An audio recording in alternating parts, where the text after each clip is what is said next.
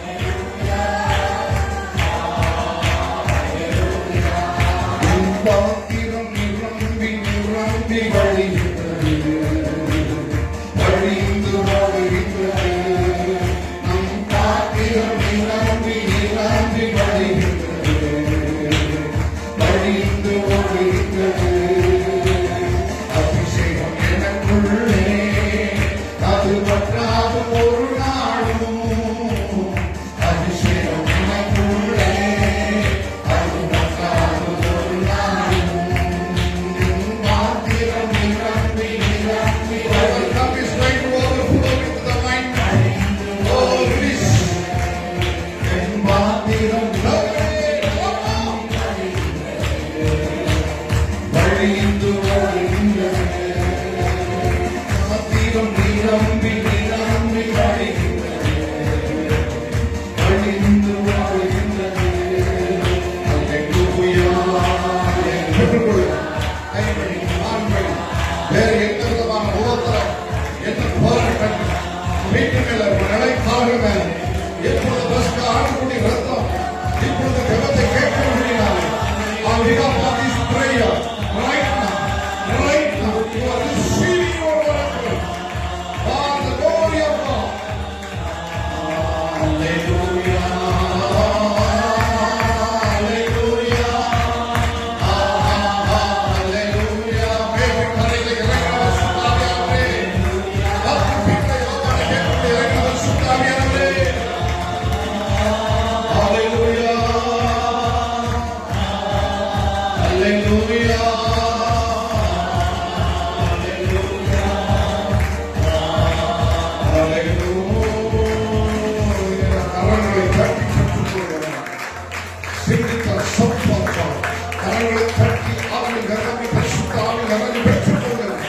அபிஷேகத்தை பெற்றுக் கொள்ளுங்கள், கிருபையை பெற்றுக் கொள்ளுங்கள், இழந்த வல்லமையை பெற்றுக் கொள்ளுங்கள். ஓ விசுவாசத்தோடு வார்த்தையை அறிக்கை செய்யும். நன்றி தகப்பனே, இப்பொழுது எங்களோடு பேசும் இயேசு கிறிஸ்துவின் நாமத்தில் பிதாவே, ஆமென். உட்காருங்கள். Please B seated. என் அன்பு சகோதர சகோதரிகளை மறுபடியும் உங்களை வாழ்த்துகிறேன். கர்த்தர் தாமே உங்களை ஆசீர்வதிப்பாராக. முதலாவது, இந்த 2 நாளுக்கு முன்பதாக நாங்கள் இங்கு வந்தோம். வரும் பொழுது சரியான மழை பெய்ததுனால இந்த ரோட்டு ஸ்மார்ட் சிட்டி ப்ராஜெக்ட்ஸ் ஓடிக்கொண்டிருக்கிறதுனால தண்ணீர் அனைத்தும் கால்வாய்க்குள் போகாமல் தண்ணீர் அனைத்தும் நம்முடைய இந்த பிரேயர் கவருக்குள்ள வந்துவிட்டது. வந்து பார்த்தால் ஒரு மீன் குஞ்சு பண்ணை போல அது அப்படியே இருந்தது. உள்ளே நான் கூட நினைத்தேன், உங்களுக்கு பதிலாக 1 டஜன் மீனை வாங்கி உள்ள விட்டு வளர்த்துடலாமா அப்படின்னு சொல்லி. அதுக்கப்புறம் பிரேயர் சென்டரா போச்ச என்ன செய்யறதுன்னு சொன்னா, நம்முடைய அருமையான பிள்ளைகள், வாலிப பிள்ளைகள், தம்பிமார்கள், அவர்களுக்கு நீங்கள் பலத்த கையெழுத்து கொடுக்கணும். அதுலேயே சொல்லுவோமா? அவன் சிங்கங்கள் அப்படியே களத்துல இறங்கி பூரா அந்த அழியும் சேதமாய் கிடந்ததெல்லாம் எடுத்து போட்டு நல்ல டேட்டா ஊற்றி மற்ற எல்லாத்தையும் கழுவி சுவர்ல இருந்த எல்லாவற்றையும் எடுத்து அவங்க பெயிண்ட் அடிச்சு பாருங்க 2 நல்ல சிங்கங்கள் வேலை செஞ்சிருக்கிறாங்க. ஸோ கர்த்தருடைய நாமத்தில் அவர்களை வாழ்த்துகிறேன். நீங்க யாருமே இந்த பக்கம் எண்ணி பார்க்கல, ரொம்ப சந்தோஷம். கர்த்தர் நல்லவர். அல்லேலூயா. ஏனென்றால் நீங்க எல்லாம் விருந்தாளிகள், அவங்க எல்லாம் பிள்ளைகள். அல்லேலூயா. கர்த்தர் நாம் மகிமைப்படுவதாக. அப்படி இருக்கக்கூடாது. என்ன ஆச்சு, நம்ம போய் பார்க்கணுமே நம்முடைய ஆலயத்தை அப்படின்னு நினைக்கிறோம். அல்லே சொல்லுவோமாங்க. அது போல ஞாயிற்றுக்கிழமை ஜூம் மீட்டிங் வச்சோம். கர்த்தருக்கு ஸ்தோத்திரம். முதல் நாள் 60 பேர் 80 பேர் வந்தவங்க 10 பேர் தான் வந்தீங்க. சரி போட்டு என்னதான் செய்தி பார்த்தா, ஒருத்தர் நான் கல்யாணத்துக்கு போனேன், இன்னொருத்தர் வேலைக்கு இன்டர்வியூ போனேன், இன்னொருத்தர் நான் இப்பொழுதுதான் வடை சுட்டு கொண்டிருக்கிறேன். அப்பதான் எனக்கு யோசனையே வந்துச்சு, நம்ம தமிழ்நாட்டிலே எப்படின்னா உலகத்துல எப்படி இருப்பாங்கன்னு சொல்லி. தயவு செய்து அப்படி இருக்காதீங்க. இனி வரப்போகிற காலம் இன்னும் அதிகமான கடுமையான விசுவாச போராட்டம் நிறைந்த காலம். இந்த காலத்துக்கு நீங்க இப்போதிருந்தே பிராக்டிஸ் ஆனாதான் உங்களுடைய வியாபாரங்களையும் உங்களுடைய கையின் பிரயாசங்களையும் உங்களுடைய பிள்ளைகளுடைய வருமானங்களையும் கர்த்தர் ஆசீர்வதித்து உங்களை ஃப்ரீயா கர்த்தருக்குள் வளர சேமிக்க ஆண்டவர் உதவி செய்ய முடியும். அல்லேலூயா. அதனால்தான் இந்த மாதத்துல ஆண்டவர் நமக்கு, இந்த ஜூலை மாதமா இந்த 7வது மாதத்துல ஆண்டவர் நமக்கு கொடுத்திருக்கிற வாக்குத்தத்தம் உங்களுக்கு தெரியும். எல்லாம் உங்களுக்கு பேஸ்புக்லயும் வாட்ஸ்அப்லயும் நம்முடைய குரூப்கள் முழு வந்திருக்கும். அதுதான் சகரியாவின் புஸ்தகம் 2ஆம் அதிகாரம் 5ஆம் வசனம். எனக்கு அந்த புக் ஆஃப் சகரியா சாப்டர் 2:5 எடுத்தவர்கள் வேகமாக வாசித்து உதவி செய்யும்படி உங்களை அன்போடு கேட்டுக்கொள்கிறேன். நான் அதற்கு சுற்றிலும் மதிலாய் இருந்து அக்கினி மதிலாக இருந்து அதன் நடுவில் மகிமையாக இருப்பேன் அது நடுவில் மகிமையாக இருப்பேன் என்று கர்த்தர் சொல்கிறார். கர்த்தர் சொல்கிறார். என் அன்புக்குரியவர்களே, உங்களை பார்த்து ஆண்டவர் சொல்கிறார், நீ பயப்படாதே, நீ என்னுடைய பிள்ளையாக இரு, என்னுடைய மந்தையின் ஆடாக இரு. நீ அப்படி இருப்பாயானால் நான் உன்னை சுற்றிலும் ஒரு அக்கினி மதிலாக நான் இருப்பேன். ஹல்லேலூயா. இஸ்ரவேல் ஜனங்களை செங்கடலுக்கு முன்பதாக அழித்து விட வேண்டும் என்று பார்வோனின் சேனை பின்னாக வரும் பொழுது ஆண்டவர் அக்கினி மதிலாக இருந்தார். அது ஒரு மேகம் போல இருந்தது, பஞ்சினால் செய்யப்பட்ட ஒரு சுவர் போல இருந்தது.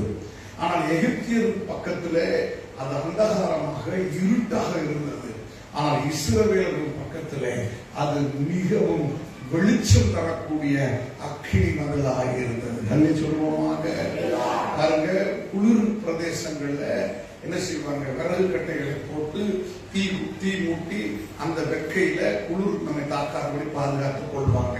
அதே போலதான் இஸ்ரவேல் மக்கள், ஆண்கள், பெண்கள், குழந்தைகள் இந்த கடல் காற்று, இரவெல்லாம் அடிக்கிற கடல் காற்றில் இருந்து அவர்கள் விடவெடுத்து போய் அவர்கள் அழியாதபடிக்கு இங்கு அக்கினி மதிலாக இருந்தார். கலைஞே சொல்வோமாக. பகலில் மேகமாக இருந்தார், இரவிலே அக்கினியாக இருந்தார்.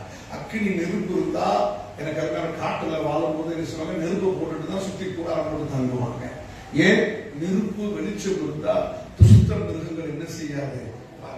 அப்ப ஆண்டவர் இந்த நல்ல நாட்களில உங்களை சுற்றி அக்கினி மதிலா இருக்கிறார்னு சொன்னா, உங்களுக்கு கண்ணுக்கு தெரியாம வர்ற எதிரிகள் இடத்துக்கு உங்களை காப்பதற்காக, அல்லது கண்ணுக்கு தெரிஞ்சு வர்ற இந்த எகிப்தியரை போல உங்களை பின்தொடர்ந்து வந்த பார்வோனின் சேனை போல இருந்தாலும் அதிலிருந்து உங்களை பாதுகாப்பதற்கு தான் அவர் அக்கினி மதிலா இருப்பேன்னு சொல்றாரு. சொல்லுவோமாங்க. எனக்கு இன்றைக்கு ஆண்டவர் நமக்கு அதனுடைய இன்னொரு பகுதி, அதன் நடுவில் மகிமையாக இருப்பேன் சொல்லுவோமாக. And will be the glory in the midst of her. எனக்கு உங்கள் நடுவுல மகிமை இருக்க வேண்டும். சொல்லுவோமாக. எனக்கு அக்கினி பதிலாக ஆண்டவர் மாத்திரம் சுத்தி இருந்தா போதுமா? ஆனா உள்ளுக்கு உங்களுக்கு என்ன இருக்கணும்? மகிமை இருக்கணும். நம்ம அண்ணன் பாஸ்டர் ஞானசேகர் அவர்கள் ஒரு சாட்சியாக ஒரு செய்தி கொடுத்தது போல, அவருடைய துணைவியாரை பார், அவர் வியாதி நடுவிலும் அந்த ஆஸ்பத்திரியில் ஒரு மகிமை இருந்தது. சொல்லுவோமாக.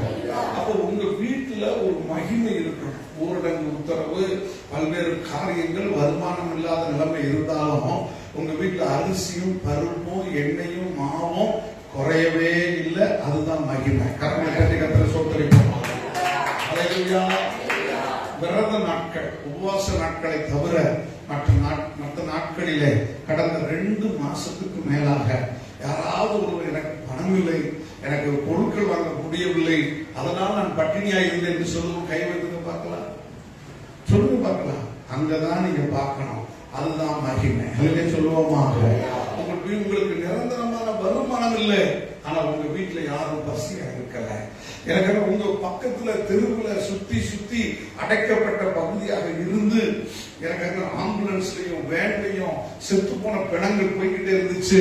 ஆனா நீங்க அதை கண்ணால பாத்தீங்க. நீ பிணமாகல, நீ சாதனையா சாட்சியா கலங்குற விளக்கமாக நின்று இருக்காங்க. சொல்லுவோமாக. நம்ம தைரியமாக சொல்லலாம், இந்த 2வது அலையில நம்ம குடும்பங்கள்ல எந்த வீட்லயும் சாவே கிடையாது. சொல்லுவோமாக. என் அன்புக்குரியவர்களே, நாம் தைரியமாக இருக்க வேண்டும் என்றால் நாம் நடுவில் உலாவுகிற மகிமையை ருசிக்க வேண்டாம். இந்த மகிமை என்பது என்ன என்று சொன்னால், புறஜாதி மக்களுடைய கண்களுக்கும் நம்முடைய அறிவுக்குரிய கண்களுக்கும் எனக்கு நம்முடைய ஆச்சரியமா இருக்கிறதுக்கு பேர் தான் மகிமை. அதை சொல்லுவோமாக. இந்த மகிமை என்கிற வார்த்தைக்கு குளோரி என்கிற பதம் பயன்படுத்தப்படுகிறது. அதில் சொல்லுவோமாக. இன்னொரு இடங்கள்ல மகிமை என்கிற வார்த்தைக்கு மார்வலஸ், ஆசம், எப்படிதாச்சு, எப்படி நாங்க இதை கடந்து வந்தோம், எப்படி நாங்க இதை கொண்டு போனோம், எப்படி நாங்க இந்த பிரச்சனையை முடிச்சு கொடுத்தோம் என்றெல்லாம் ஆச்சரியப்படுறோம். பார்த்தீங்களா? அதுக்கு பேர் தான் மகிமை. அதிலே சொல்லுவோமாக. ஒரு மனுஷன் தேவனை பின்பற்றுகிற உண்மையான மனுஷனுடைய வாழ்க்கையில எந்தெந்த காலகட்டத்தில் இந்த மகிமை விளங்குகிறது, விளங்க வேண்டும் என்று சொல்லி பார்ப்போம் என்று சொன்னால், நம்பர் 1, வேறொரு சீக்கிரமா திருப்புங்க. 1 Peter chapter 1 verse 18. 1 பேதுரு புத்தகம் 1ஆம் அதிகாரம் 18ஆம் வசனம். 1 Peter chapter 1 verse 18. உங்கள் முன்னோர்கள் பாரம்பரியமாய் நீங்கள் அனுசரித்து வந்த வீணான நடத்தை நின்று அழிவுள்ள வஸ்துக்களாகிய 18 என்று சொல்லிவிட்டேன். 8 1 பேதுரு 1:8. அவரை நீங்கள் காணாமல் இருந்தும் அவரிடத்தில் அன்பு கூறுகிறீர்கள். இப்பொழுது அவரை தரிசியாமல் இருந்தும் அவரிடத்தில் விசுவாசம் வைத்து சொல்லி முடியாததும் மகிமையால் நிறைந்திருக்கிறதுமாயிருக்கிற சந்தோஷம் உள்ளவர்களாய் களிகூர்ந்து உங்கள் விசுவாசத்தின் பலனாகிய ஆத்ம ரட்சிப்பை அடைகிறீர்கள். அல்லே சொல்லுவோமாக. 1 Peter chapter 1 verse 8 clearly says, whom having not seen all of you love, in whom thou now all of you see him not, yet believing all of you rejoice with joy unspeakable and full of glory. அல்லே சொல்லுவோமாக. தமிழ்ல விசுவாசி தேவனுடைய பிள்ளை அவரை உண்மையா நம்புகிற பிள்ளை அடைகிற சந்தோஷத்தை எத்தனை வகை எழுதி வச்சிருக்காங்க பாருங்க. சொல்லி முடியாததும் மகிமையினால் நிறைந்திருக்கிறமாகிய சந்தோஷம், அதுக்கு களி கூறுதல். சொல்லுங்க. அவர் தமிழ்ல மட்டும்தான் இந்த ஜாய் வார்த்தைக்கு மகிழ்ச்சி, சந்தோஷம், குதூகலம், கொண்டாட்டம், களி கூறுதல், ஆனந்த தைலம், ஆனந்தம், இப்படி பல விதத்துல போடப்பட்டிருக்கு. ஏற்கனவே உங்களுக்கு சொல்லியிருக்கிறேன். கொஞ்சம் சந்தோஷத்துக்கு வெறும் சந்தோஷம், கொஞ்சம் அதோட பெர்சன்டேஜ் கூட மகிழ்ச்சி. அல்ல சொல்லுவோமாக. அதுக்கு அடுத்து எனக்கு களி கூறுதல். அவன் களி கூறுதல்னா ஒரு 75% வச்சுக்கோங்க. 100% ஆனந்த தைலம். இல்ல சொல்லுவோமாக. நாம ஒவ்வொருடைய சந்தோஷத்துக்கும் அப்படி அளவா வச்சிருக்கிறார். அல்ல சொல்லுவோமாக. பாருங்க, உங்களுக்கு ஏற்கனவே நான் சொல்லி கொடுத்திருக்கிறேன். ஒரு ரீகலெக்ட் பண்ணுங்க. ஒரு மனுஷன் துக்கமா இருந்தா கண்ணீர் எங்கிருந்து வரும்? கண்ணுல எங்கிருந்து வரும்? இந்த 2 மூக்குக்கு பக்கத்துல இருக்கிற இந்த கண்ணின் ஓரத்துல இருந்து வரும். அதுக்கு பேர் துக்கம், வேதனை. ஒரு பெண், ஒரு ஆணு சந்தோஷமா இருக்காங்க, குடும்பம் சந்தோஷமா இருக்கு. அப்ப பேரப்பிள்ளைகளை பார்க்கும்போது சந்தோஷம், குடும்பங்களை பார்க்கும்போது சந்தோஷம். அப்ப கண்ணுல கண்ணீர் எங்கிருந்து வரும்? கண்ணுக்கு பின்னாடி ஓரத்திலிருந்து வரும். இந்த ஓரத்திலிருந்து வருகிற கண்ணீருக்கு பேர் தான் ஆனந்த கண்ணீர். அல்ல சொல்லுவோமாக. இந்த ஸ்கூட்டர்ல போறோம், ஹெல்மெட் போடலாம், போடுறது கிடையாது. கண்ணாடி போடலாம், போடுறது கிடையாது. கண்ணுல தண்ணீர் வருது. எங்கிருந்து வருது? சொல்லுங்க, எங்கிருந்து வருது? காத்து புகுந்து திசைகள்லாம் பிச்சுக்கிட்டு இங்கிட்டு வரும், அங்கிட்டு வரும், இங்கிட்டு போகும். அதெல்லாம் கிடையாது. மனுஷனுக்கு மாத்திரம்தான் உணர்வுகள்ல கண்களிலிருந்து கண்ணீர் வருகிற விதத்தை கூட ஆண்டவர் அளந்து வச்சிருக்கிறார். இல்லையா? சில வீடுகளுக்கு போகும்போது அப்படி பார்த்துடலாம். அவங்க அழும்போது கண்ணுல இருந்து எங்கிருந்து வரும்? இந்த ஓரத்துல தரையா வரும். சிலருக்கு நடுவுல இருந்து டைம்னு ஒரு சொட்டு விடும். அப்ப புரிஞ்சுக்கிற அப்படிங்க. இல்லையா? இது எந்த அளவுக்கு சரியா இருக்கு? 50-50. இது 50% சந்தோஷமா இருக்கு, 50% என்ன இல்ல, சந்தோஷமா இல்லைன்னு புரிஞ்சுக்கலாம். அப்ப பிரியமானவர்களே, ஒரு மனிதனுக்குள்ள ஆண்டவர் முதலாவது சந்தோஷத்தின் நடுவில் மகிமை எதிர்பார்க்கிறார். அல்ல சொல்லுவோமாக. ஆத்மா பூரிப்பா இருக்கும் போது நீ கர்த்தருக்கு மகிமை செலுத்துறீங்களா? இல்ல புருஷனுக்கும் மனைவிக்கு சந்தோஷமாக அந்த மகிமை செலுத்துறீங்களா? உங்க குடும்பத்தில் இருக்கிறவங்களுக்கு சந்தோஷத்தை மகிமை செலுத்துறீங்களா? இல்ல அதை கொடுத்த கர்த்தருக்கு மகிமை செலுத்துறீங்களா? இங்கதான் கேள்வி. அல்ல சொல்லுவோமாக. கடந்த வாரத்தில் நீங்க எதிர்பாராத விதமா அற்புதம் நடக்குது. அப்போ நீங்க யாருக்கு மகிமை செலுத்துறீங்க? சிந்திச்சு பாருங்க. எனக்கு தேவனுடைய கடந்த இந்த லாக்டவுன் பீரியட்ல பாத்தீங்கன்னா திடீர்னு ஒரு நாள் திடீர்னு ஒரு பையன் வரான்.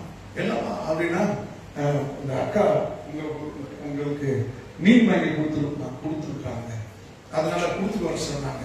அதுக்கு மாஸ்க் போட்டு வந்தா சரி பார்த்தா 5 கிலோ மீன். அல்ல சொல்லுவோமாக.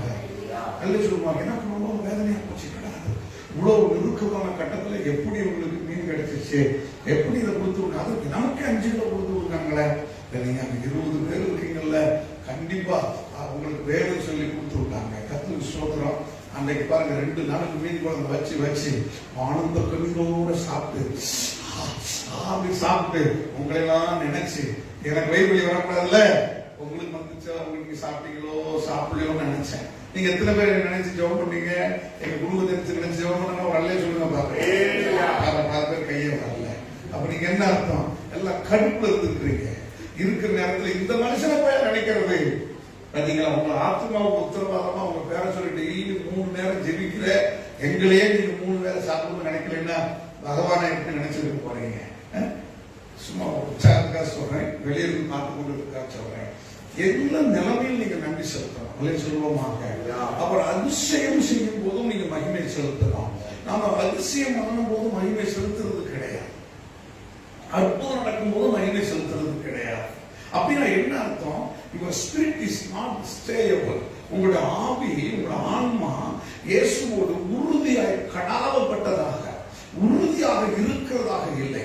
பாருங்க, நம்ம வீடுகள் இருக்கிற சுவிட்ச் போர்டு பாருங்க, நல்லா அந்த எலக்ட்ரீஷியன், அந்த பிளம்பர், அந்த வாஷ் பேசின, அந்த கண்ணாடிய, அந்த சுவிட்சுகளை அழகா ஸ்க்ரூ பண்றாரு.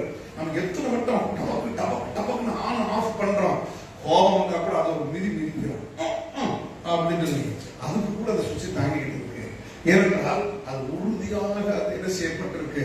அந்த சுவிட்ச் போர்டு மாற்றப்பட்டிருக்கு, அந்த ஃபேன் மாற்றப்பட்டிருக்கு. இல்லை சொல்லுவோமாங்க, உறுதி இல்லாம போடுறது என்ன ஆகும்? நீங்க சுவிட்ச் போடும் போதே சுவிட்ச் என்ன செஞ்சிடும்? கையோட வந்துடும். அப்ப சில விசுவாசிகள், தேவனுடைய பிள்ளைகள் சந்தோஷத்திலும் ஆண்டவரோட உறுதியாக இருப்பதில்லை, உபத்திரவத்திலும் ஆண்டவரோட உறுதியாக இருப்பதில்லை. நீங்க உபத்திரவமும் உங்களுக்கு மகிமைன்னு சொல்லி பரிசுத்த வேதம் சொல்லுகிறது. வெளியே சொல்லுவோமா? கிறிஸ்தவம் சந்தோஷமா இருக்கும் போது மட்டும் தெய்வத்தை தொழுது கொள்கிற கூட்டம் அல்ல. கிறிஸ்தவம் துக்கமா இருக்கும் பொழுது கர்த்தரை தொழுது கொள்கிற கூட்டம். கைகளை தட்டி கர்த்தரை ஸ்தோத்திரிப்போம். எபேசியர் புஸ்தகம் 3ஆம் அதிகாரம் 13ஆம் வசனம் என்ன சொல்கிறது? Please stand the Bible to Ephesians chapter 3 verse 13. 3:13. ஆகையால் உங்கள் நிமித்தம் நான் அனுபவிக்கிற உபத்திரவங்களினால் நீங்கள் சோர்ந்து போகாதிருக்க வேண்டிக் கொள்கிறேன். அவைகள் உங்களுக்கு மகிமையாய் இருக்கிறது. இந்த வசனத்தை பாருங்க. இவர் ரோமாபுரியில் இருக்கிற சிறைச்சாலையிலிருந்து அப்போஸ்தலன் எழுதுறாரு. அவர் விசுவாசிகளுக்கு எழுதும் போது, எபேசிய திருச்சபைக்கு எழுதும் போது சொல்றாரு, உங்களுக்கு வர வேண்டிய அந்த பாடுகள்லாம் ஏன் சரீரத்துக்கு வருதுன்றார். அல்லே சொல்லுவோமாக. இன்னைக்கு எத்தனை போதகர்கள் இதை தைரியமா சொல்ல முடியும்? எத்தனை விசுவாசிகள் தைரியமா சொல்ல முடியும்? எத்தனை குடும்ப தலைவர்கள் என் குடும்பத்திற்கு வரக்கூடிய பிரச்சனைகளை நான் ஜெபித்து நின்று நான் தேவனுடைய பலத்தினால் அதை விரட்டி அடிக்கிறேன், என் நிமித்தம் கர்த்தர் போத்திபார் வீட்டை ஆசீர்வதிக்கிறார். அல்லே சொல்லுவோமாக. எங்கள் நிமித்தம், எங்களுடைய ஜெபத்து நிமித்தம் தேசம் ஆசீர்வாதமா இருக்கிற எத்தனை சொல்ல முடியும்? யோசிச்சு பாருங்க. அவங்களுக்கு வியாதி வந்துருச்சு, இவங்களுக்கு வந்துருச்சு அப்படின்னு சொல்றதுக்கு ஊழியக்காரன் தேவையில்லை. ஊழியக்காரன் என்ன செய்யணுமா? இயேசு போல சுமக்கணுமா? கரங்களை தட்டி கத்திர சோதரி போமாங்க, கைதட்டி கத்திர சோதரி போமாங்க. ஒரு தாய் என்ன செய்யணுமா? அந்த குடும்பத்தை சுமக்கணுமா? ஒரு தகப்ப என்ன செய்யணுமா? அந்த குடும்பத்தை சுமக்கணுமா? அல்லேலூயா. ஒரு அருமையான தத்துவ ஞானி சொல்றான், தாயானவள் குழந்தையை 10 மாசம் கருவிலே சுமக்கிறாள், தகப்பனானவன் வாழ்நாளெல்லாம் தலையிலே மூளைக்குள்ளே சுமக்கிறான். கடந்த வாரத்துல ஒரு வீடியோ வந்துருந்துச்சு. அந்த ஒரு மீன், ஆண் மீன், அந்த ஆண் மீனுக்கு பேர் என்ன? அரணா வள்ளி. சொல்லுங்க, அரோனா வள்ளி. சொல்லுங்களா வைக்கிறது? அரோனா வள்ளி. சொல்லுங்க, அரோனா வள்ளி. ஒரு மீனோட விலை எவ்வளவு தெரியுமா? குறைஞ்சது 1 லட்சம் ரூபாய். எனக்கு அந்த மீனுக்கு என்னங்க ஸ்பெஷாலிட்டி? அந்த மீனுக்கு என்னங்க ஸ்பெஷாலிட்டி? பெண் மீன் இருக்கு பார்த்தீங்களா, இந்த அரோனா வள்ளி அப்படிங்கிற மீன் நல்ல நீளமா இருக்கும். எனக்கு அருமையானப்ப அது நல்லா குஞ்சு போட்டுட்டு தாய்க்காரி பேசிட்டு அப்படியே போயிருந்தான். கண்ட இடத்துல முட்டையை போட்டுட்டு இந்த தாய் ஒண்ணு தகப்ப மீன் என்ன செய்யுமா? பின்னாடியே போய் வாயில போய் அவ்வளவு மீன், அவ்வளவு அந்த முட்டை கிடப்ப எடுத்து வாய்க்குள்ள வச்சுட்டு அவர் 50 நாள் விரதம் இருப்பார். எப்படி வச்சுக்கிட்டு தண்ணி குடிக்க மாட்டாரு, வாயை திறக்க மாட்டாரு, மூச்சு மட்டும் காத்துல இழுத்துக்கிட்டு இருக்கணும். 51வது நாள், 50வது நாள் அது நிறைவேறும் போது அப்படியே வாந்தி எடுக்குமா. வாந்தி எடுத்தா இதை வாய்ப்புக்குள்ள பூனை முட்டையை தானே போச்சு. இப்ப பூனை குஞ்சா வெளிவரும், மீன் குஞ்சுகள் கரங்களை தட்டி கத்தல சோதரி. அது ஸ்பெஷாலிட்டி பார்த்தீங்களா? நம்ம இன்னைக்கு சில நேரம் இருக்கிறோம், நாம் கஷ்டப்பட்டு பெற்று உனக்காக வாழ்ந்து அப்படிங்கிறார். உனக்கா வாழ்ந்தீங்க, சுகமா இருந்தீங்க, அங்க புருஷனுடைய பாதுகாப்பு இல்லைன்னா இனிஷியல் இருக்காதியா? அது இல்லையா? அதான் பெண்களுக்கு விரோதமானவன் இல்லை. பெண்களுடைய பங்கும் பெரியது, ஆண்களுடைய பங்கும் பெரியது. ரெண்டு சேர்ந்தாதான் குடும்பம். அல்லேலூயா. ரெண்டு சேர்ந்ததுதான் நம்முடைய ஆண்டவர். தாயும் அவரே, தகப்பனும் அவரே. அல்லே சொல்லுவோமா? அல்லே சொல்லுவோமா? எனக்கு அதனாலதான் அந்த மீனுக்கு விலை அதிகம். அல்லேலூயா. சாதாரண 30 ரூபா 40 ரூபாய்க்கு இருக்கிற மீன்லாம் எப்படி இருக்கும்? குழந்தைய கொடுத்தோமா, நான் ஊர் சுத்த போனான்னு போயிடும். இந்த தாய்க்காரி பாவம் போட்டு மீன் குஞ்சு பொறிச்சு வைக்கும். அப்படி இல்லை. எனக்கு அதான் உலக மக்கள். நீங்கள் யார்? 50வது நாள் வெளிப்பட்ட பரிசுத்த ஆவியாகிய பெந்தேகோஸ்தே நாளில் பிறந்த பிள்ளைகள். கைகள் கட்டி கட்டது வந்திருக்காங்க. உங்களுடைய ஒரு கஷ்டத்திற்கு 50 நாள் நீங்க உண்மையா உபவாசம் பண்ணி ஜெபிச்சா போதும். 50வது நாள் கண்டிப்பா ஒரு அற்புதம் உண்டு. பெந்தேகோஸ்தே, Pentecost. What is mean by பெந்தேகோஸ்தே? விடுதலை என்ற அர்த்தம். அல்லே சொல்லுவோமாக. விடுதலை என்றாலும் அர்த்தம். அல்லே சொல்லுவோமாக. அப்ப நீங்க கஷ்டம் இருந்தாலும் மகிமையா இருக்கணுமா? அல்லே சொல்லுவோமாக. முதல்ல பார்த்தா சந்தோஷத்திலும் மகிமை, கஷ்டத்திலும் மகிமை. இப்ப நான் உங்களுக்கு ஒரு ட்ரைனிங் கொடுக்க போறேன். வலது கை உயர்த்தினோட சொல்லுங்க, சந்தோஷத்திலும் மகிமை. இடது கை சொல்லுங்க, கஷ்டத்திலும் மகிமை. அல்லே சொல்லுங்க. அப்ப கஷ்டம் வந்தாலும் நீங்க உறுதியா இருக்கு. அப்போ உங்களை என்னதான் மோதி அடிச்சு பார்த்தாலும் பிசாசு வெக்கப்பட்டு போவான், மனுஷன் வெக்கப்பட்டு போவான். ஐயோ, இவனை மோதி ஜெயிக்கவே முடியாது. வேற அப்படிதான் சொல்லுது. அவர்கள் உன்னோடு கூட போராடுவார்கள், ஆனால் உன்னை மேற்கொள்ள மாட்டார்கள். உனக்கு 7 வழியாய் வருவார்கள், உன்னை மேற்கொள்ள முடியாது. படி ஒரு வழியாய் வருகிறவர்கள் 7 வழியாய் ஓடி போவார்கள். 7 வழியாய் வந்தா 70 வழியாய் ஓடி போவாங்க. அல்ல சொல்லுவோமாங்க. அப்ப நீங்க இன்னைக்கு ஒரு தீர்மானம் எடுங்க. சந்தோஷம் இருந்தாலும் என் கூட இருக்கிறீங்க, மகிழ்ச்சி இருந்தாலும் என் கூட இருக்கிறீங்க. நான் உறுதியாய் கடாவப்பட்டவன். அல்ல சொல்லுவோமாக. இதை குறித்து ஆண்டவர் உங்களோட பேசி முடிக்க சொன்னார். எனவே அதை நான் பேசுகிறேன். ஏசாயா தீர்க்கதரிசி புத்தகம் 22 அதிகாரம் 23 வசனம். Isaiah chapter 22 verse 23 என்ன சொல்றது? வாசிக்க கேட்போம். அவன் மைக்கில் வாசிக்கிறோம். அவனை உறுதியான இடத்தில் நான் ஆணியாக கடாவுவேன். நன்றாக புரிந்து கொள்ளுங்க. உங்களை ஆண்டவர் எங்க வச்சிருக்கிறாராமா? எங்க வச்சிருக்கிறாரு? தன்னுடைய சபையாக, தன்னுடைய சரீரமாகிய சபையில நீ ஒரு அங்கத்தினா உன்னை மாட்டி வச்சிருக்கிறார். அல்ல சொல்லுவோமாக. அல்ல சொல்லுவோமாக.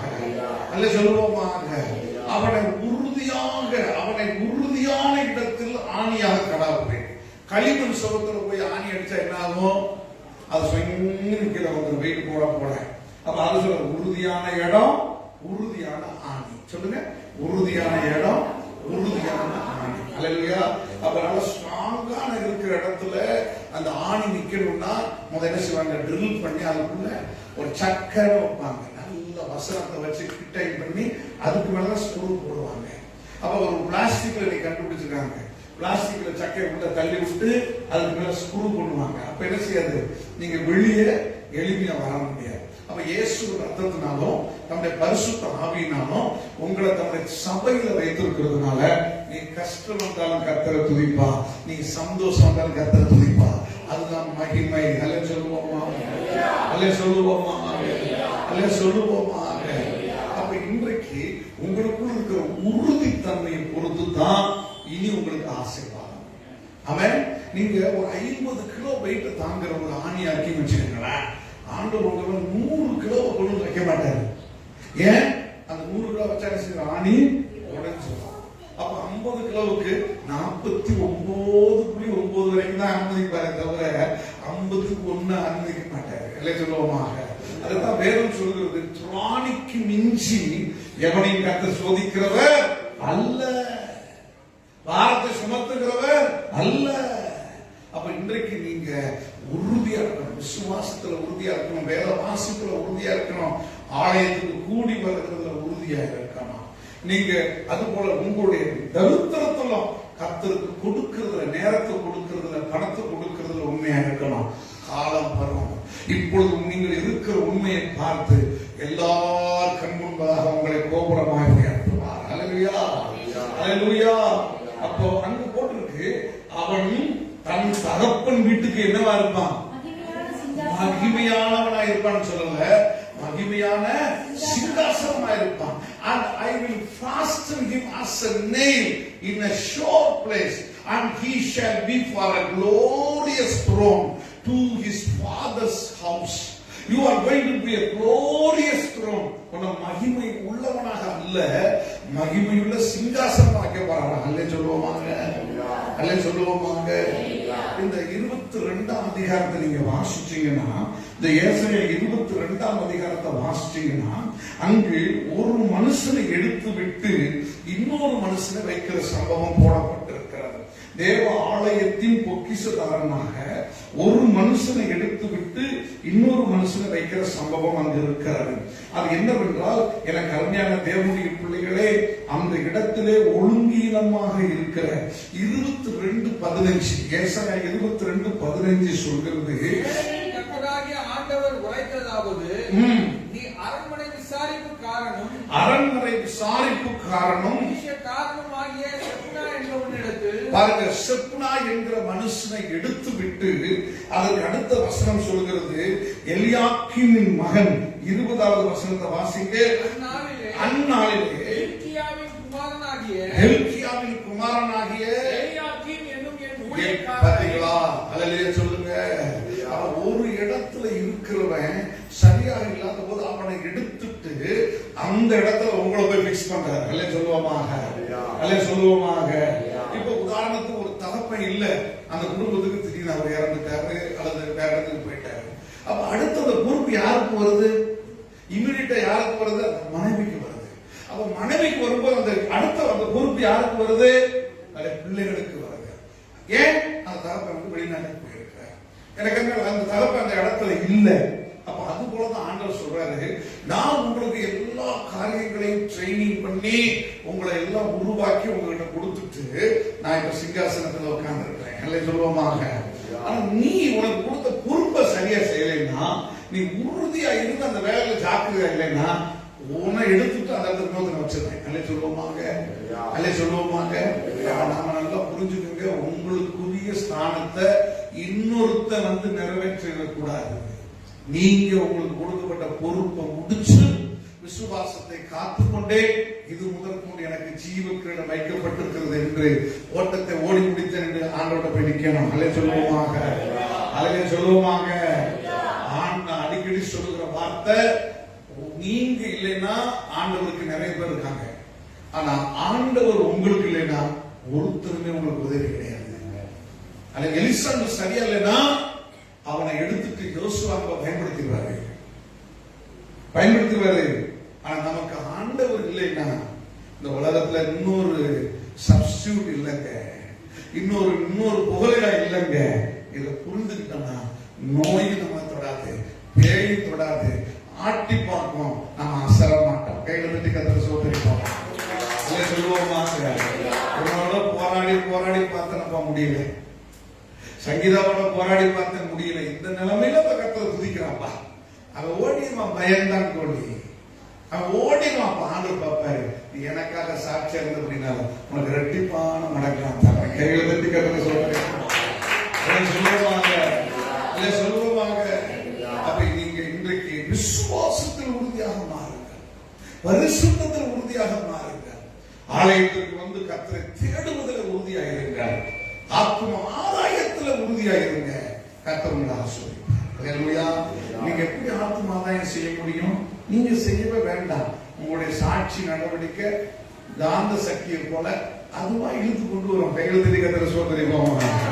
அல்லேலூயா, அல்லேலூயா. அப்ப இதை நான் எப்படி ஆண்டவரை விளக்குறது, என் மக்களுக்கு எப்படி விளக்குறது சொல்லும்போது ஆண்டவர்கள் மத்தேயின் புஸ்தகத்தை எடுத்து ஒரு வித்தியாசமான வசனத்தை நீ பேசி முடின்னு சொன்னாரு. Matthew chapter 19:12. எனக்கு உறுதியா இருக்கிறது எப்படி அப்படி சொன்னா, மத்தேயு 19:12 நீங்க வாசிக்கணும்.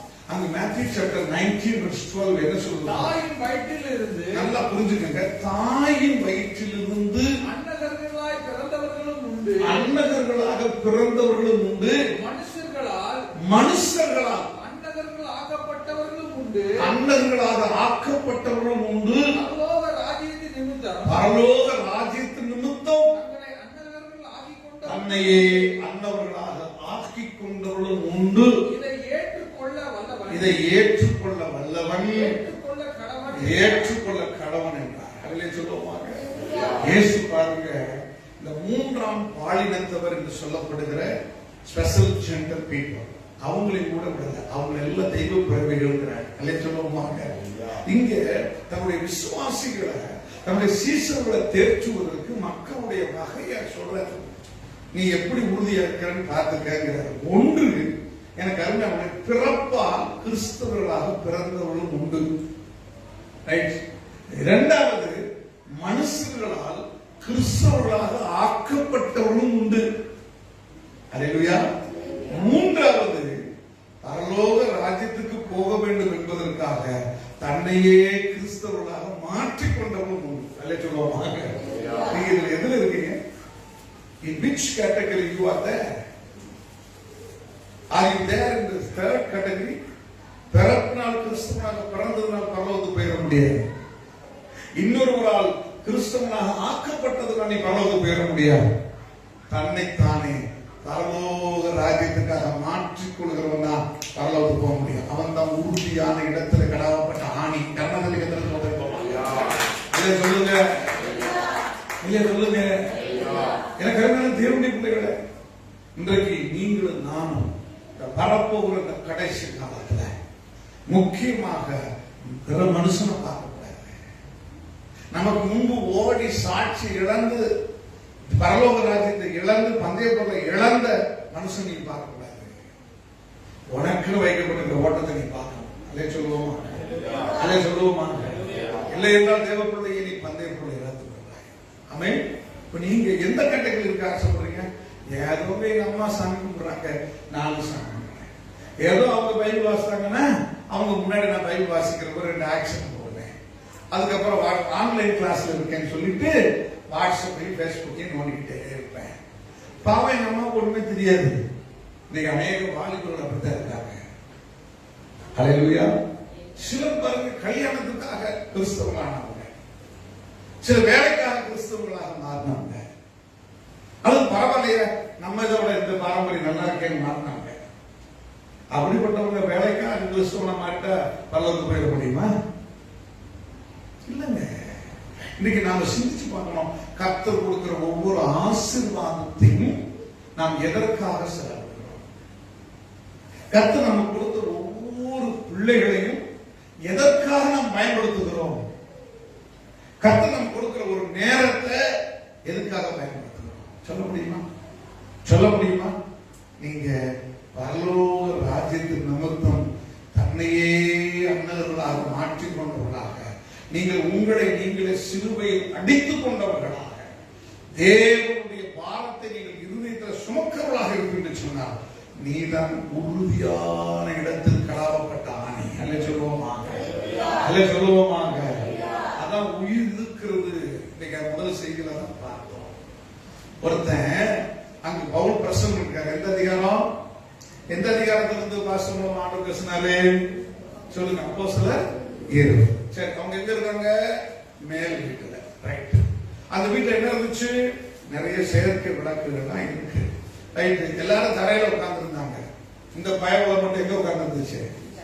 ஜன்னல்ல உட்கார்ந்து. நம்ம நினைச்சு நானா இறங்குறேன்.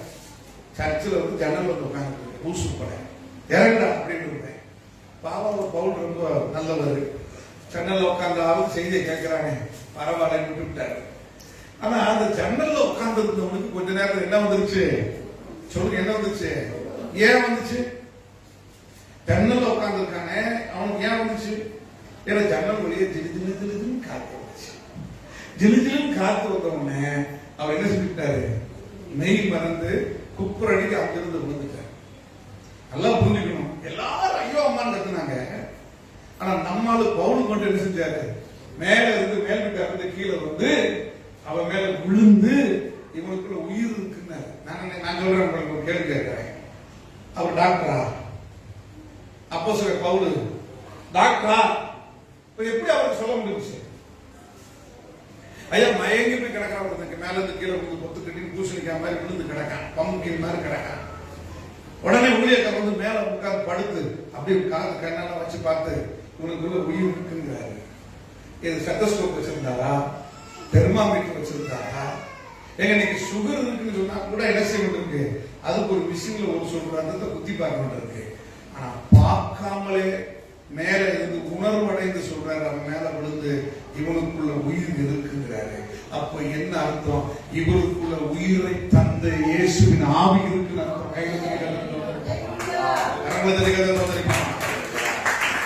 Paul is not a doctor, he is not a physician, but he boldly confessed the life is there. அல்லே சொல்லுவோமா? எப்படிங்க சொல்ல முடியும்?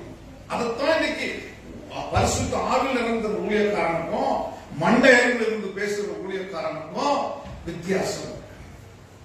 அதை இதை கொடுத்து இதைத்தான் சொல்லி கூட்டம் சேர்க்கிறவனுக்கும் உண்மையாக கூட்டம் சேர்க்கிறவனுக்கு வித்தியாசம் இருக்கு. அல்லே சொல்லுவோமா? அல்லே சொல்லுவோமா?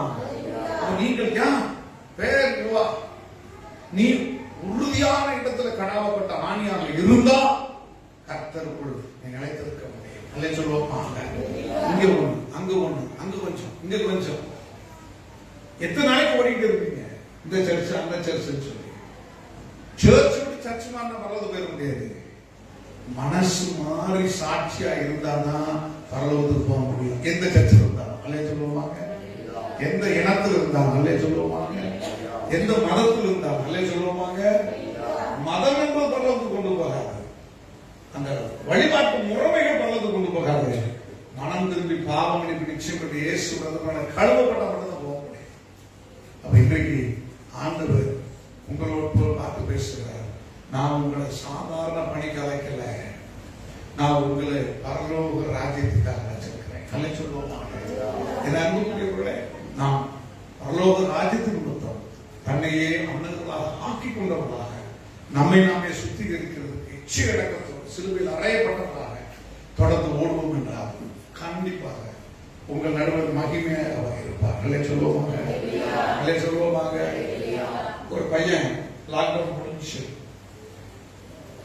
அம்மாட்ட போய் கேட்டான், வெளியே போகணும் ஃப்ரெண்ட்ஸோட பணம் கூட செலவுக்கு அப்படின்னா. உன்னை அம்மா சொன்னாங்க, நானே உங்க அப்பாட்ட தானே கேட்டுவாங்க, போய் அவங்க அப்பாட்ட கேட்டுவாங்க அப்படின்னாங்க. உடனே இவன் போன அப்பாட்ட, என்னப்பா இருக்க? இல்ல லாக்டவுன் முடிஞ்சிருச்சு, தலையை சொல்லி சொன்ன லாக்டவுன் முடிஞ்சிருச்சு, ஃப்ரெண்ட்ஸோட போகணும். உடனே அப்பா என்ன செஞ்சாரு, பர்ஸை தூக்கி கொடுத்தாரு, இந்த எடுத்துக்கோ. உடனே அவனுக்கு பயமாயிடுச்சு. உடனே அவனுக்கு என்னாச்சு, எடுத்துக்கப்பா, உனக்கு எவ்வளவு வேணும் எடுத்துக்கோ. பயமாயிடுச்சு. இல்லப்பா நீங்க எடுத்து கொடுங்க. உடனே அவர் சொன்னாரு, ரெண்டையும் அனுமதிக்கிறது நான் தான். அல்லே சொல்லுவாங்க, என் பர்ஸ உனக்கு காமிச்சு எடுத்துக்கோன்னு சொல்றது நான் தான், எடுத்து கொடுக்க போறது நான் தான். அல்லே சொல்லுவாங்க? அல்லே சொல்லுவாங்க? இது எதை எடுக்க போற? நீங்க எனக்கு கொடுத்தா அது போதும்பா அப்படின்னா. சொல்லுங்க, நீங்க எனக்கு கொடுத்தா போதும். அவர் சொன்னாரு, ஒருவேளை நான் நீ எதிர்பார்க்கறத விட கம்மியா கொடுத்துட்டா? என்ன கேட்டாரு, நீ எதிர்பார்க்கிறத விட நான் கம்மியாக கொடுத்தால் நீ என்ன செய்வாய்? உடனே அவன் சொன்னா, நீங்களும் என்ன மாதிரி வாலிபனா இருந்திருந்தா வந்தீங்க, ஒருபோதும் எனக்கு குறைய தர மாட்டீங்க. அல்லே சொல்லுவாங்க? நீங்களும் என்ன மாதிரி வாலிபனா இருந்துட்டு தான் வந்திருக்கிறீங்க அப்பாவா, அதனால நீங்க நல்ல தரமா எனக்கு வளர்ந்து குறைய கொடுக்க மாட்டீங்க அப்படின்னா. உடனே அப்பாவுக்கு மனசு உருகிடுச்சு. உடனே பர்ஸ் எடுத்து எல்லா பணத்தை எடுத்து அவங்க கொடுத்தாரு. வீட்டுக்குள்ள திரும்ப வந்தாரு. மனைவி கேட்டாங்க, அவசரமா என்ன வாங்கணும் காசு கொடுங்க, சிலிண்டர் வாங்கணும் காசு கொடுங்கன்னாங்க. உடனே ஒரு பேர் முடிச்சாரு. என்னங்க உங்க மகன் பேசணும், உடனே எல்லாத்தையும் கொடுத்துட்டீங்களா? நீங்க வீட்டு செலவு காசு கட்ட வேணாமா? வீட்டு செலவு பேங்க்ல எடுத்துக்கலாம். நான் வாலிபனா இருக்கும் போது போய் எப்படி எல்லாம் செலவழிக்க நினைச்சேன். அது போல தானே என் மகனுக்கு ஆசை இருக்கும். அல்லே சொல்லுவாங்க. இப்ப நம்ம ஆண்டவர் யாரு? எங்கோ உட்கார்ந்து கதை சொல்றவர் அல்ல. உங்களுக்காக எனக்காக மாம்சம் ரத்தமாகி பூமிக்கு வந்து உங்களை என்னை போல கஷ்டப்பட்டு, கஷ்டம் என்றால் என்ன, உணர்வு என்றால் என்ன, பலவீனம் என்றால் என்ன, எல்லாத்தையும் அனுபவிச்சுட்டு தான் கடவுள் மேல போய் உட்கார்ந்து இருக்காரு. அல்லே சொல்லுவோமாங்க. கண்டிப்பா உன் ஆசை நிறைவேற்றுவார். அல்லே சொல்லுங்க. கண்டிப்பா என் ஆசை நிறைவேற்றுவார். சொல்லுங்க. அல்லே சொல்லுங்க. கண்டிப்பா டெல்டா பிளஸ் இந்தியாவுக்குள் வராதபடி செய்வார். அல்லே சொல்லுவோமாங்க. ஒருவேளை டெல்டா பிளஸ் வந்தாலும் சொல்லுங்க, டெல்டா பிளஸ் வந்தாலும் டெல்டா விவசாய கூட நாங்க அழமாட்டோம். நாங்க சந்தோஷமா கர்த்தரை துதிப்போம். அல்லே சொல்லுங்க. ஏன்? எங்களுக்கு வாழ்ந்திருக்கும் தெரியும். சொல்லுங்க. வாழ்ந்திருக்கும் தெரியும். ஆமா சொல்லுங்க. முடியுமா உங்களால? தானே வந்தீங்க. கஞ்சி குடிச்சோம், பிரியாணி சாப்பிட்டோம், அந்த நேரத்தில் கஷ்டம் வந்தவங்களுக்கு கொடுத்தோம். அல்லே சொல்ல மாட்டேங்கிறீங்க.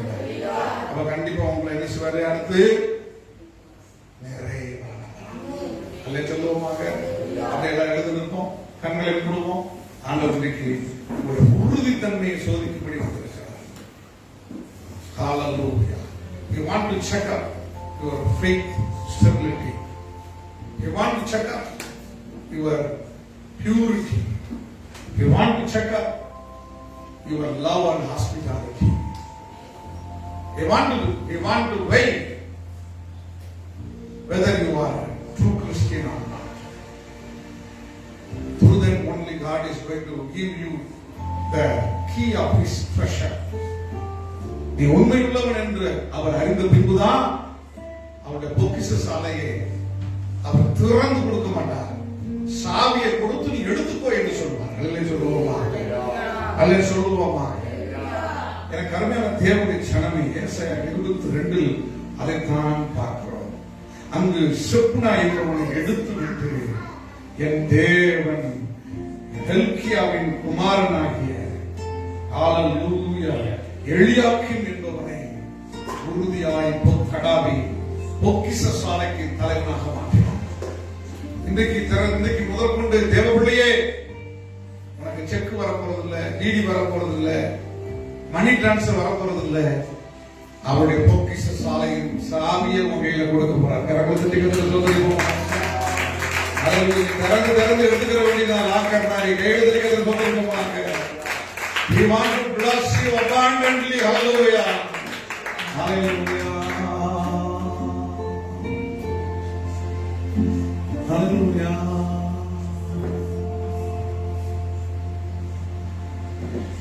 குறையில்லையே, குறையில்லையே என் கர்த்தர் என் மேய்ப்பர். மிகுந்த ஆனந்த சந்தோஷம் என் கர்த்தர் என்னோடு இருப்பார்.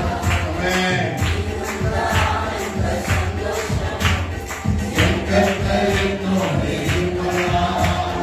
குறையில்லையே, குறையில்லையே, குறையில்லையே என் கர்த்தர் என் மேய்ப்பர். என் கர்த்தர் என் மேய்ப்பர். மிகுந்த ஆனந்த சந்தோஷம் என் கர்த்தர் என்னோடு இருப்பார்.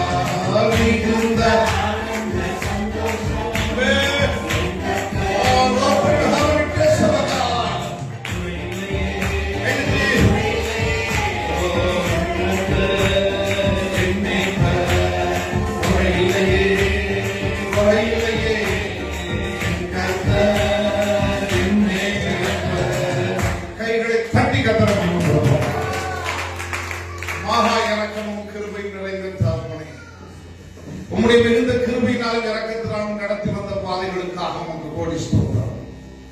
ஆண்டவரே, ஊரடங்கு உத்தரவுகள் முடிந்து தளர்வோடு கூடிய ஊடகங்களே, எனவே முதல் புதன்கிழமை ஜூலை மாசத்தின் முதல் வாரத்தில் நீ கொடுத்த தயவுக்காக நன்றி. திரளாய் வந்திருக்கிற நம்முடைய பிள்ளைகளை ஆசீர்வதிக்கிறார். உடனுக்குடன் அவர்களுக்கு அற்புதங்களை செய்து நம்முடைய பிள்ளைகளை சந்தோஷப்படுத்துகிறார். அவர்கள் வீடுகள் குட்டி பல்லவம் போல இருக்க உதவி தருகிறார். உறுதியான இடத்தில் கடாவப்பட்ட ஆணியாய் பிள்ளைகள் பெருகி இருப்பார்களாக. நீர் அவர்கள் நடுவில் மகிமையாய் வைத்திருப்பீர்களாக. இயேசு ரட்சக நாமத்தில் பிதாவே, செல்லுவோம். நாமமே கர்த்தரை ஸ்தோத்திரி. உம்முடைய பரிசுத்த நாமத்தை ஸ்தோத்திரி. நாமமே கர்த்தரை ஸ்தோத்திரி. கர்த்தர் செய்த